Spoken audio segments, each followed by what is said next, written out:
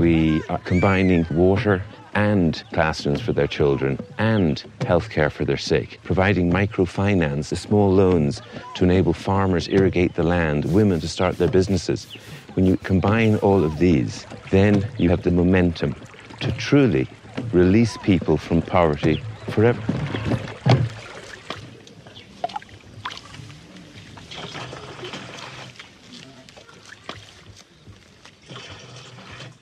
The needs are so fundamental, and they're so core and so basic. And so what does it start with first? Well, so many of these women are walking for hours and hours each day, and as soon as their children, particularly the girls, are old enough to walk, they walk with them. They are totally denied the opportunity for an education. And the only way to break that cycle is getting clean water to accessible distances. And that's a passport out of poverty for these communities.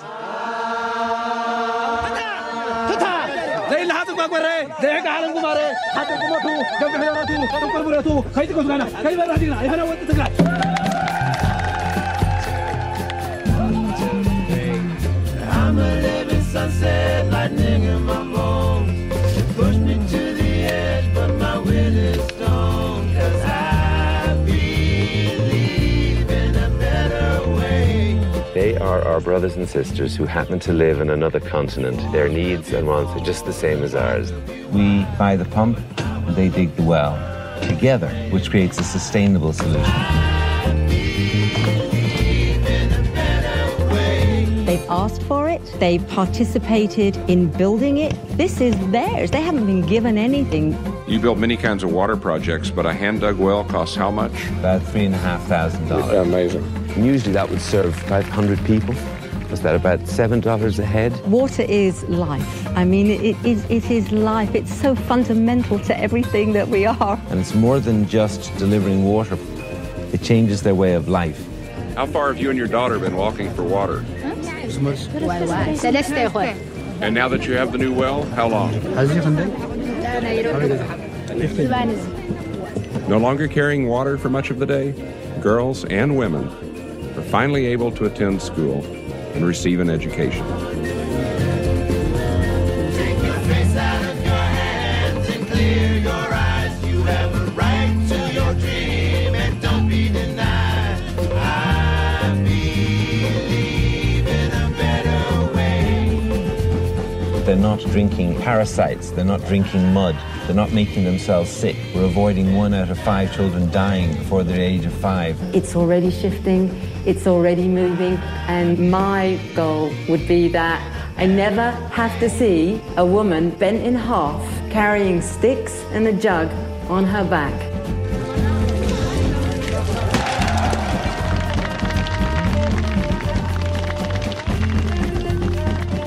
My daughter Katie went with me to shoot still photos. When we went to the farming community, Bet Makaya, they had a new well, so we asked them what they needed next, and they surprised me. They didn't think they should get a new school or a clinic, not yet, not before their neighbors got a well. I didn't have the money to build a well, but I promised we'd find it. I was sure there'd be lots of people who wanted to play a part in these children's future.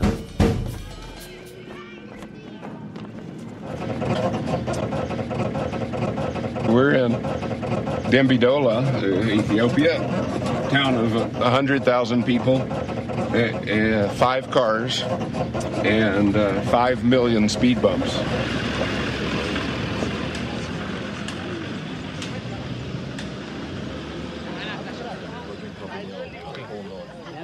Water is essential to life, but so is food. As we traveled through the furthest reaches of the country, Katie and I were invited to break bread with people who often don't know if their children will have a meal tomorrow.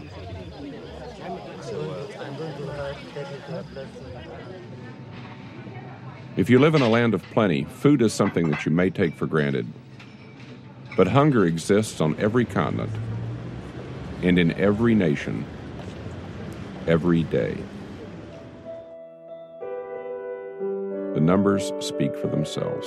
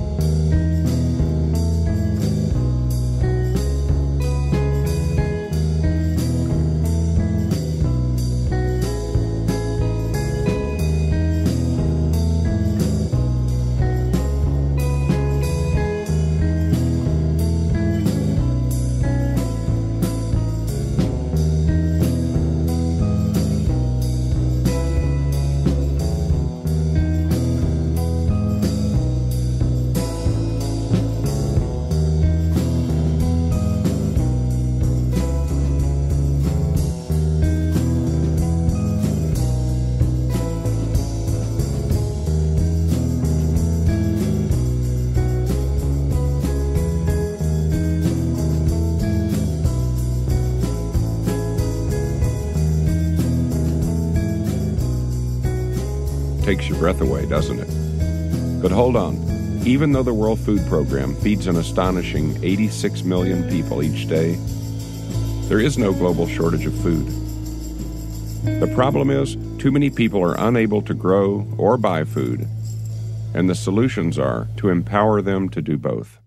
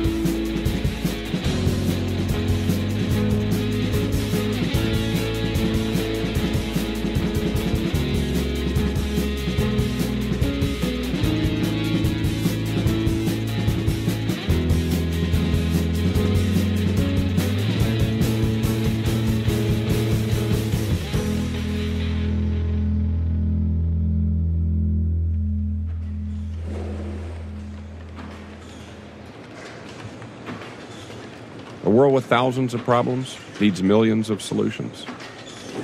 And those solutions really are us. The interesting thing about solutions is that they work in two directions. We all search for meaning in our lives, and it seems to me that whether your life is relatively easy or a constant struggle, we all need the same thing. Hello. Each other. I liked the way Wangari Maathai put it. I have felt that some of the happiest people are people who serve. When I was a kid, my mom told me to eat my lima beans because kids in China were hungry. But care packages were my first memory of reaching out to people in need. Care has come a long way since the days when we thought charity could solve all the world's problems. With a mission to eliminate extreme poverty around the world, Care works with 65 million people in 71 countries. I'd seen Care's presence in every country I'd been to, and healthcare is a key part of that work.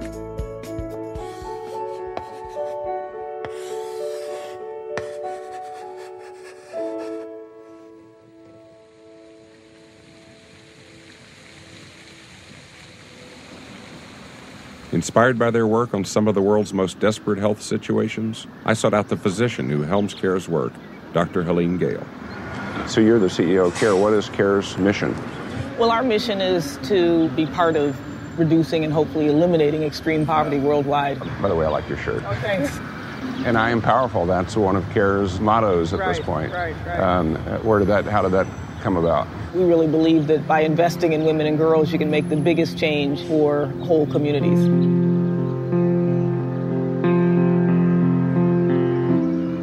I think if you could put one face on poverty, it's the face of a woman or a girl. You know, in this world, over 70% of those who are living in extreme poverty are women or girls. It's not just hunger, it's marginalization, exclusion, discrimination, inequality, along with all the basic needs that people are denied. You're a pediatrician, right? And you worked at the Gates Foundation on health issues, and now you're working at Care. Is health a big part of Care's work? Well, health is really fundamental. Our well-being, our health has a huge impact on people's ability to work, to cultivate food, and send their children to school. If people can have better agricultural productivity and feed their children, their health outcomes are going to be better. If we have access to safe and clean water, Children will get sick from diarrheal diseases less often and be able to go to school, and their future will be better. Poor health can be a cause of poverty. So cause as well as a consequence. Yeah, it's a consequence, right. yeah. Yes. Yeah, I think we have huge opportunities to have an impact on some of the major killers of people around the world. We eradicated smallpox from the face of the earth back in the 1970s, and I think we have the potential to eliminate big diseases like malaria as a major cause of death around the world. We're making great advances in our control of tuberculosis in some parts of the world.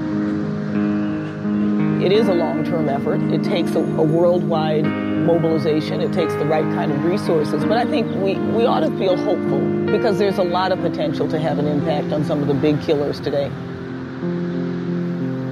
It doesn't seem to me that we hear about HIV as much as we used to. We did a pretty good job early on of slowing the spread of HIV in this country and getting people into treatment. So people are living longer, healthier lives. But it's also shifted. It's now affecting minority populations, particularly African Americans, who make up almost half of the number of new infections.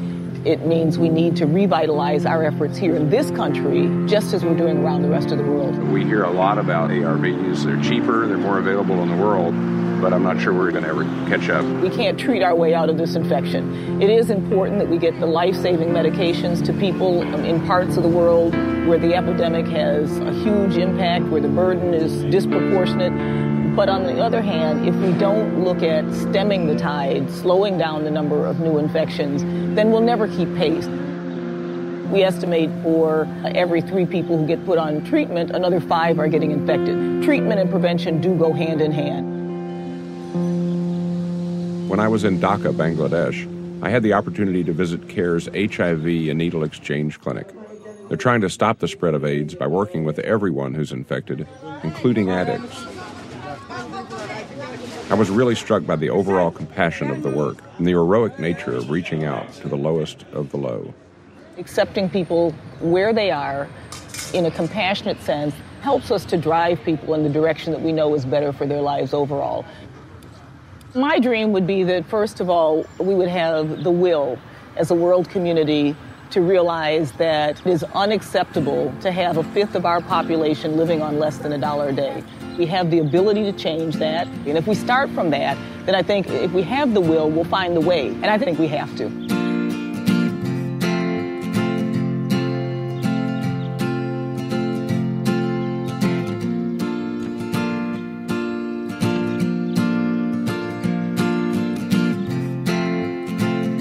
More than ever before, people do have the will. CARE and many other groups provide a way for each of us to play a part.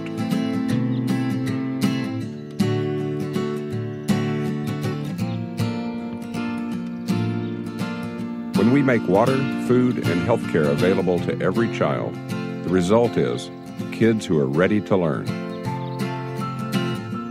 One thing I've heard over and over from Nobel laureates and others that I admire is that we have 2 fundamental choices in the world. One is ignorance and fear, and the other is education and hope.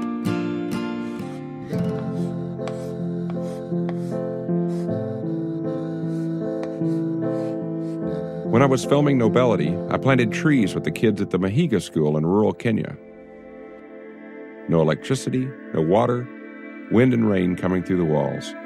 But the motto written on every blackboard was "Hard work pays." Hard work may pay, but it pays much more when that work is done in a decent learning environment. Is this the kind of